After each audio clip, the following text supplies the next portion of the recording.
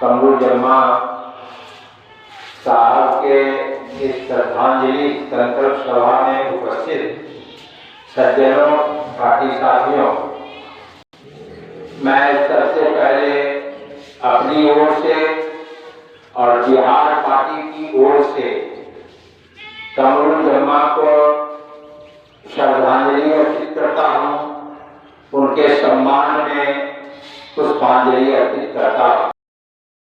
मित्रों, जैसा कि हमारे साथियों ने कहा, कमरुजम्मा की जीवनी के बारे में साथियों ने की, उसमें हम ज्यादा नहीं जाएंगे। हम सिर्फ इतना कहेंगे कि अपने तो पहले साथियों को और जो लोग यहाँ इकट्ठे हुए हैं, इन तमाम लोगों को मैं धन्यवाद देना चाहता हूँ कि आप इस कमरुजम्मा के सम्मान में यहाँ इकट्ठे हुए, उनको फूल चढ़ाया। आप ये लोग जानते हैं कि हमारे धर्मों के अनुसार जो लोग मरते हैं तो उनके लिए श्राद्ध कर्म करना, और जो हमारे मुस्लिम धर्म के मुताबिक करिश्मा वगैरह होता है उसको गरीबों को खिलाना, ज़कात देना, ये सब करते हैं।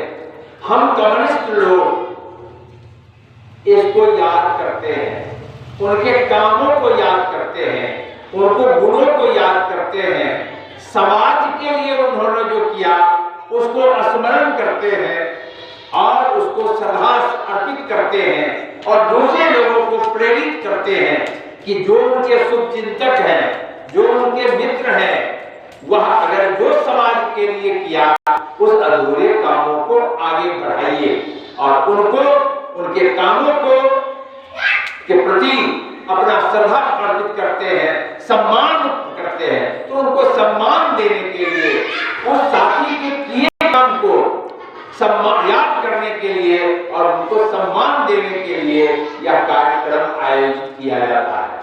और जब हम यह करते हैं तो उनके कुछ सामाजिक कामों की चर्चा करते हैं कि कौन सी ऐसा काम था। तो पहली बात तो हम यह कहें कि जब गर्भ में बच्चा आता है, मां जब गर्भ धारण करती है, वहीं से इस देश का, दुनिया का राजनीति शुरू हो जाता है। राजनीति शुरू हो जाती है। बच्चा स्वस्थ होगा कि नहीं होगा? बच्चा स्वस्थ कब होगा? जब मां स्वस्थ होगी। मां स्वस्थ कब होगी? जब मां को पौष्टिक भोजन मिलेगा। जब मां को पौष्टिक भोजन मिलेगा, बच्चा स्वस्थ होगा। बच्चे स्वस्थ भोजन कब मिलेगा? जब सरकार की नीति बनेगी या परिवार की हालत खुशहाल होगा। किसी के पिताजी का हालत खुशहाल है, हनुमान भगत अपनी बेटी को, अपनी पुतोहू को स्वस्थ भोजन देगा, कोई दिक्कत नहीं है। लेकिन इस उल्लासनगर के अंदर, इस कादरचक के अंदर, इस रैनी के अंदर, इस दुनिया के अंदर, इस देश के अंदर करोड़ों लोग हैं जिनको पौष्टिक भोजन नहीं मिलता है। इस गांव में हमको लगता है कि ज्यादातर लोग किसान होंगे और वह अपने बैगन में, अपने करेला में, अपने टमाटर में संतुलित खाद देते हैं। कहते हैं कि सिर्फ सिंगल देला से काम नहीं चलता। सिंगल तो हो, पोटास तो हो, नाइट्रोजन तो हो, टॉनिक दीजिए, सल्फर दीजिए, कैल्शियम दीजिए, तब वह पौधा स्वस्थ होगा। और उसी प्रकार से गर्भ धारण करने वाली महिलाओं को जब स्वस्थ भोजन देंगे तो स्वस्थ बच्चा पैदा होगा। और जो गरीब है, बच्चा पैदा लेता था और पोलियोग्रस्त बच्चा पैदा होता था और उसको इंजेक्शन जब पड़ेगा तब वह पोलियो मारेगा। ये नीति बनेगी सरकार की और यह नीति बनेगी। इस नीति की जरूरत हनुमान भगत को नहीं है, मुकेश अंबानी को जरूरत नहीं है इसकी कि बच्चा स्वस्थ होगा उसके लिए भोजन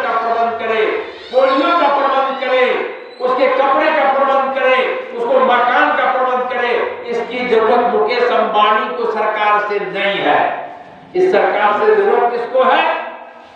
जिसको जरूरतमंद है, गांव का लोग जो अपने किसी को पैदा उचित मूल्य मिलेगा कि नहीं, मजदूरी मिलेगी कि नहीं, वो बीमार है तो उसको दवा मिलेगी कि नहीं, उसके सर पर एक छत होगा कि नहीं, जाड़े में ओढ़ने के लिए एक रजाई होगी कि नहीं, बीमार पड़ेगा तो अस्पताल में दवा होगी, समस्या होती है। इस समस्या के गरीबों को, किसानों को संगठित करना, एकताबद्ध करना और उसकी आवाज बुलंद करना एकमात्र काम कम्युनिस्ट पार्टी का है। और इसीलिए देश और दुनिया के अंदर कम्युनिस्ट पार्टी का संगठन हुआ और इसकी लड़ाई, किसानों को लड़ाई, मजदूरों की लड़ाई, वंचितों की लड़ाई लड़ी। और इस लड़ाई में एक चीज शामिल है कि जब यह लड़ाई होगी, एक कम्युनिस्ट मानता है कि बीमारी, गरीबी जात पात नहीं देखता, धर्म नहीं देखता है कि ये अमुक धर्म का है इसलिए बीमारी है।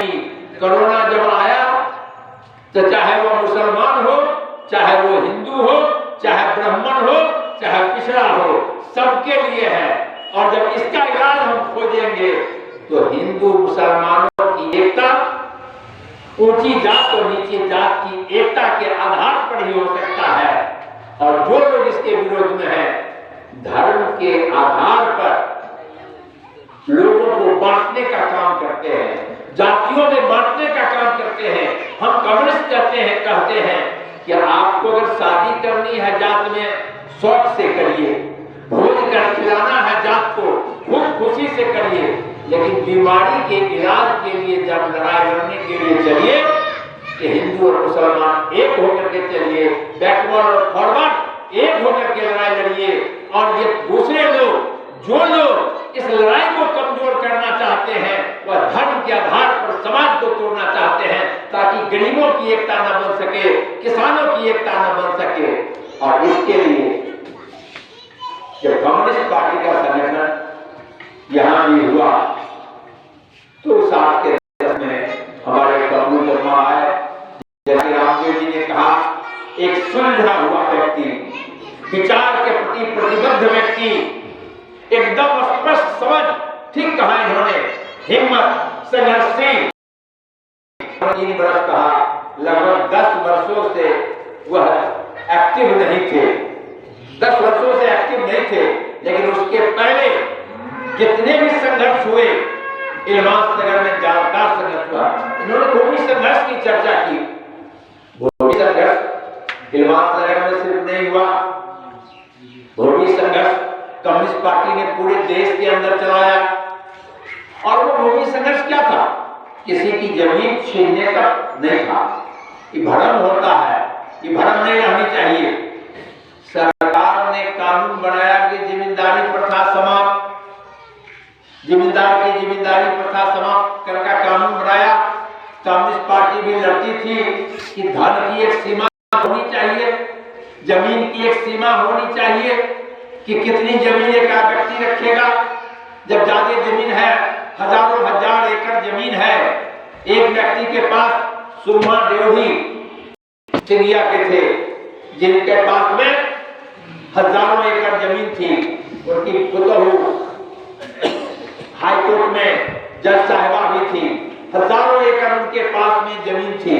जब हजारों एकड़ जमीन है, 5 मन का बीघा भी उनको आएगा तो उनके कुर्सी में तो 5,000 मन हो जाएगा, लेकिन वह गांव के गरीब के घर में नहीं होगा।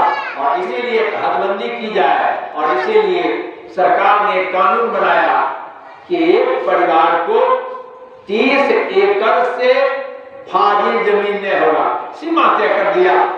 जब सीमा तय कर दिया तो कम्युनिस्ट पार्टी ने कहा कि भाई सीमा तो तय है, लेकिन मालिक लोग सरकारी जमीन जो है, गैर मजरूबा जमीन भी जोते हुए हैं, नदी की जमीन भी वही जोते हुए हैं, हदबंदी से जोते हुए हैं। तो उसने कहा, कम्युनिस्ट पार्टी ने ऐलान किया झंडा गाड़ देंगे, और झंडा गाड़ करके बताएंगे सरकार मैं बताता हूं कि ये नदी की जमीन है, ये गरबेरुआ आम जमीन है, ये हरबंदी से खाली जमीन है। सरकार उसको ले और सरकार उसको बंटवारा करे। जमींदार लोग जिम्मेदारी से बचने के लिए उपाय निकाला। क्या निकाला? तो बकरी के नाम से, कुत्ते के नाम से, गाय के नाम से 30 एकड़ से खाली जमीन लिख दिया ताकि उससे बच जाए। और इसीलिए कम्युनिस्ट पार्टी ने कहा कि हम झंडा गाड़ेंगे और ये बताएंगे कि कौन है मालिक। अरे बकरी तो नहीं आएगी ना, गाय तो नहीं आएगी।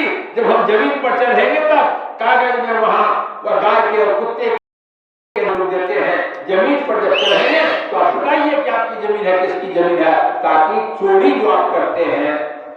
तो हमारा नारा था भूमि छोड़ो, भूमि छोड़ो। भूमि छोड़ है या सरकार के विरुद्ध है, सरकार अपने नियम को लागू करे। ये लड़ाई थी और जिस लड़ाई को ईमानदारी में भी लड़ा गया, चाहे हरिकृष्ण सिंह पर लड़ा गया, दुर्गा प्रसाद की जमीन पर लड़ा गया, सुरमा देवी की जमीन पर लड़े, रामाशय चुकेगा कोठी की जमीन पर लड़े, बालेश्वर सिंह के गमोली कोठी पर लड़ाई हुई।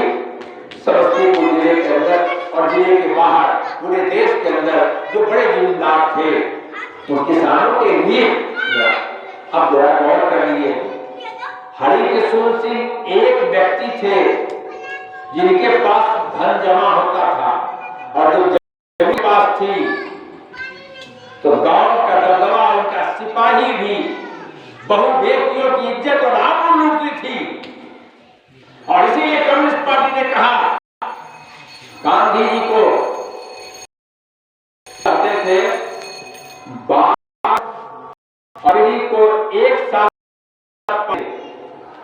तो हमारे के नेता भवेंद्र झा कहते थे,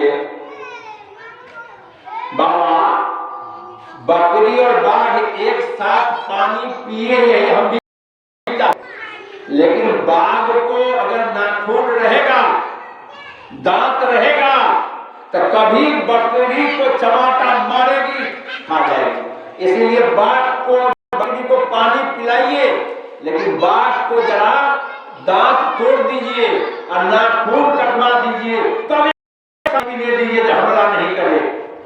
और गांव के अंदर जो बहु बेटियों की इज्जत और लूटी जाती थी, उसी के लिए था जमीन, इसको पहले तोड़ना जरूरी है। और जब टूटा तो आज कुछ जमीन को बची, अब बाकी बहुत जमींदार बेच के भी भाग गया। आज हरिकृष्ण सिंह की जमीन पर खानपुर में कई सौ परिवार जिंदा है। उसी जमीन पर एक व्यक्ति के बदले हजारों व्यक्ति आज जिंदा है उस जमीन से। इसी तरह से पूरे देश के अंदर यह चला आंदोलन। और आज ये कहने का हाल नहीं है कि 1000 एकड़ जमीन है, उसका अंदर उसी प्रकार से दूसरे भी काम, मजदूरी का सवाल, के पास के हर जमीन में मजदूर था, बैठ बगानी करना पड़ता था। रेलवे लाइन के लोधी से मजदूरी की और उसकी पत्नी और उसकी मां उस गृहस्थ के यहाँ बेगारी करती थी, और अगर वह बेगारी नहीं करती, लोधी से मजदूरी नहीं, तो उसका घर उजाड़ दिया जाता था।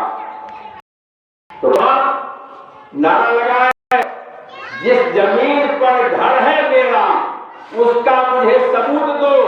मालिक उजाड़ देता है, कोई सबूत मेरे पास नहीं है कि हम कहेंगे कि यह मेरी, हम इस पर बसे हुए थे, इसलिए सबूत दो। और कानून बनवाया। कम्युनिस्ट पार्टी 67 में सरकार बनी, उसमें तो कानून बना कि जो मजदूर जिसके जमीन पर बसा हुआ है उसको तो उसको मिला बात गीत का पर्चा, जिसके लिए लंबा आंदोलन कम्युनिस्ट में यहाँ से हजारों के लोग यहाँ से निकलते थे और कानून सफल। मजदूरी का सवाल उनके बात का सवाल। और हमारे किसान भाई लोग, किसी को 1 रुपया कर्ज नहीं मिलता था, जितना बैंक था, बड़े पूंजीपतियों के यहाँ बैंक था। आप गांव में ही देखते होइएगा, जाइए कर्जा लेने के लिए, महाजन सूद पर जब महाजन को यह हो जाए कि हमारे घर के पीछे जमीन बिक रही है और वही जमीन हमसे कर्जा लेके मिलेगा, महाजन कर्जा देगा? नहीं देगा, क्योंकि वो महाजन जो स्वयं में जमीन लेगा उसके घर के पीछे का है। उसी प्रकार से बैंक एक पैसा नया कारखाना खोलने के लिए कमरू जमा के नेतृत्व में जब कम्युनिस्ट पार्टी ने कॉल दिया, बैंक सरकार ले ले, बैंक का राष्ट्रीयकरण करो, बैंक ले लिया, आंदोलन हुआ, सरकार ने 14 बैंक का राष्ट्रीयकरण हुआ, इंदिरा गांधी ने 14 बैंक ले लिया। कम्युनिस्ट पार्टी ने समर्थन किया उस पर में कांग्रेस का 3 शर्त पर, एक बैंक ले लो, दूसरा कानून बना हुआ था 560 राजा महाराजा हमारे देश में थे, जिनको कानून बना हुआ था जितना उनका चाय पर, नवाबी पर, शौक मौज में खर्च होगा, भारत सरकार के खजाना से दिया जाएगा। कम्युनिस्ट पार्टी ने कहा जमींदारी चली गई, राजा चले गए, इनको बंद करिए, खजाना के पैसा को बचाइए और गांव में सड़क बनाइए, गांव में बिजली दीजिए, स्कूल बनवाइए, अस्पताल बनाइए, प्रेमी पर्स उसको कहता है, उसको बंद करो। और यह लड़ाई जब लड़े पूरे देश के अंदर, यहाँ भी कमरू जम्मा के नेतृत्व में सैकड़ों लोग निकलते थे और सरकार को मजबूर किया और इसी पर समर्थन दिया, तो बैंक का राष्ट्रीयकरण हुआ। बैंक ने सरकार ने ले लिया, राजा महाराजा का जेब खर्चा बंद किया, कोयला जो है कोयला के खदान का राष्ट्रीयकरण किया। और जब बैंक सरकार ने ले लिया तो आज जूता सीने वाले को कर मिलता है, छत्ता बनाने वाले को कर मिलता है, भैंस और बकरी वालों को कर मिलता है, मुर्गी पालन करने वालों को कर मिलता है, ट्रैक्टर के लिए कर मिलता है, बेकार नौजवानों को दुकान के लिए कर मिलता है। यह कानून जमा की लड़ाई का नतीजा है, तो इन गरीबों को भी आज कर मिलता है। वह किसान हो, मजदूर हो, नौजवान हो, जो कोई भी हो, सब वह मिलता है, क्योंकि वह बैंक सरकारी है। आज जब हमारे मुसलमान नहीं है, इस देश में कम्युनिस्ट पार्टी कमजोर हो गई। देश में जब मजदूरों को मजदूरी मिलने लगी, किसानों को भी एक हद तक आमदनी बढ़ी, उनको लगा कि कम्युनिस्ट पार्टी की अब जरूरत नहीं है। और जब कम्युनिस्ट पार्टी कमजोर हुई आज देश के अंदर, बैंक को हमारे भारत की सरकार उनको सौंपने जा रही है, बैंक बेचने जा रही है। आपको मालूम है, रेल बेचने जा रही सरकार, बीएसएनएल बेचने जा रही है भारत की सरकार, सेल बेचने जा रही है भारत की सरकार, बेचने जा रहा है भारत की सरकार, जा रहा है हवाई जहाज बेचने जा रहा है। पूंजीपतियों के हाथ भारत की सरकार जा रही है। और जब भारत की सरकार इन तमाम चीजों को बेच देगी, तो आप कैसे उम्मीद करते हैं तो आपके घर पर छत के लिए और ये बेच रहा है।